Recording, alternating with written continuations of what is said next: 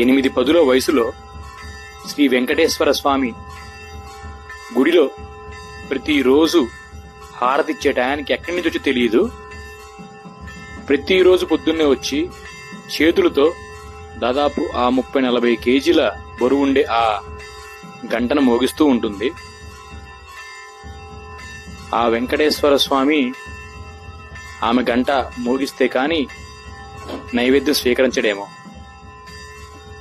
దాదాపు 1/2 గంట బట్టిద్ది. స్వామివారికి అంత ముందున్న అలంకరణ తీసేసి స్నానం చేపించి మళ్ళీ అలంకరణ వేసి హారతిచ్చి పక్కనున్న దేవుళ్ళకి హారతిచ్చి అప్పుడు జనానికి చూపించేటప్పుడు దాకా ఈమె గంట మోగిస్తానే ఉండిద్ది. చూడండి ఆ భక్తి.